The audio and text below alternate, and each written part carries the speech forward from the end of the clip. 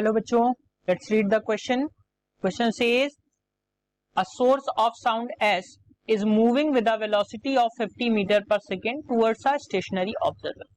The observer measures the frequency of the source is 1000 Hz. What will be the apparent frequency of the source when it is moving away from the observer after crossing him? Take velocity of sound in air is 350 meter per second. Four options given. We just have to find out the answer. So बच्चों यहाँ पे solution में हम सबसे पहले बात करेंगे की कॉन्सेप्ट की. अगर हम की कॉन्सेप्ट को देखें बच्चों तो हमें एक चीज याद रखना चाहिए कि कोई भी सोर्स जो है स्टेशनरी ऑब्जेक्ट की तरफ जब मूव कर रहा है तो क्या होगा, जो फ्रीक्वेंसी जो ऑब्जर्व्ड होगी वो क्या होगी वो सोर्स से बड़ी होगी. यानी कि फ्रीक्वेंसी जो ऑब्जर्व्ड होगी वो सोर्स से फ्रीक्वेंसी बड़ी होगी. और ये होगा क्यों बच्चों, ये होगा डॉपलर्स इफेक्ट के अकॉर्डिंग. डॉपलर्स इफेक्ट के अकॉर्डिंग क्या होगा, जब कोई भी सोर्स ऑब्जेक्ट की तरफ स्टेशनरी ऑब्जर्वर की तरफ मूव कर रहा है तो फ्रीक्वेंसी जो होगी वो क्या होगी, ऑब्जर्व्ड फ्रीक्वेंसी जो होगी वो ज्यादा होगी. और वो होगी क्या एक्चुअल में, वो भी मैं लिख देता हूं. FO इक्वल्स टू होगी frequency of source into speed of source यानी velocity of source upon velocity minus velocity of source, stationary upon velocity of source. ठीक है बच्चों, तो ये जो होगी हमें फ्रीक्वेंसी जो मिल जाएगी. जहां पे ये भी ध्यान रखिए ये जो वैल्यूज हैं वो किसकी हैं, तो मैं ये लिख देता हूं. जो V है वो क्या है, velocity of sound, velocity of sound in air. और ये क्या है, वेलोसिटी ऑफ सोर्स. नेक्स्ट जो है वो भी ध्यान रखिए वो क्या है.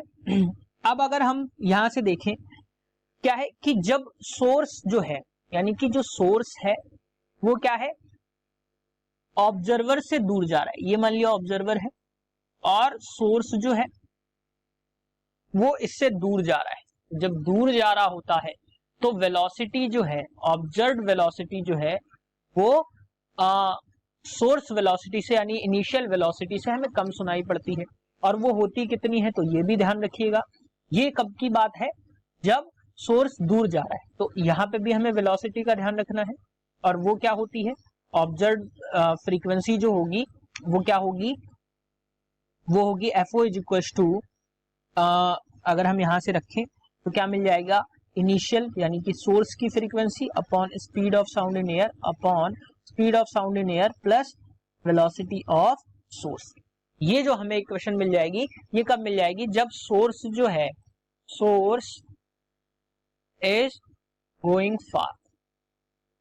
दोनों चीजें हमें डॉपलर्स इफेक्ट के अकॉर्डिंग मिलती है. सो बच्चों अब हम क्वेश्चन पे की बात कर लेते हैं.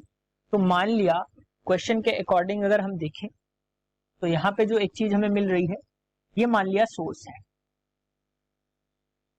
This should be the source.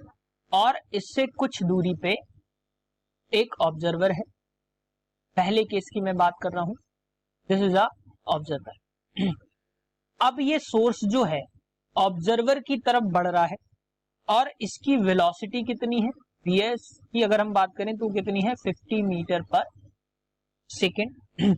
और जो साउंड प्रोड्यूस कर रहा है वो कुछ कर रहा होगा, मान लिया साउंड जो है Fs प्रोड्यूस कर रहा है, ये इस तरीके से.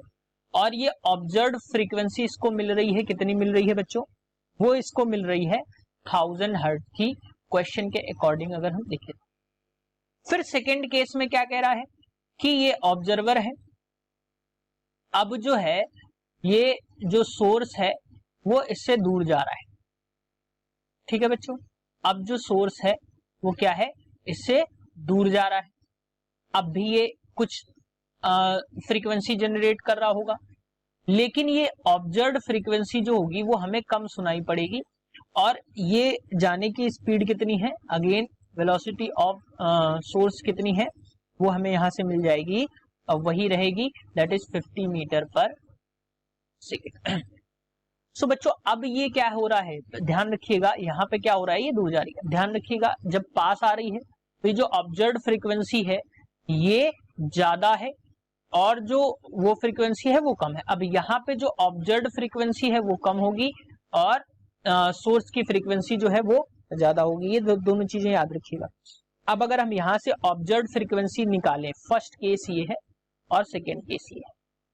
अब अगर हम यहाँ से ऑब्जर्व्ड फ्रीक्वेंसी बच्चों निकालें तो हमें क्या मिलेगी, ऑब्जर्व्ड फ्रीक्वेंसी तो पहले से है, हम यहाँ से अगर सोर्स की फ्रीक्वेंसी निकालें तो क्या मिलेगी, फ्रीक्वेंसी ऑफ सोर्स यहाँ से हमें मिल जाएगी f इक्वल्स टू, ये मिलेगी f observe into velocity of sound into velocity of minus velocity of source upon velocity of sound in air. तो बच्चों यहाँ पे सारी वैल्यूज गिवन है। ऑब्जर्व्ड फ्रीक्वेंसी कितनी थी 1000 हर्ट्ज, तो हमने यहाँ पे रखा 1000 हर्ट्ज।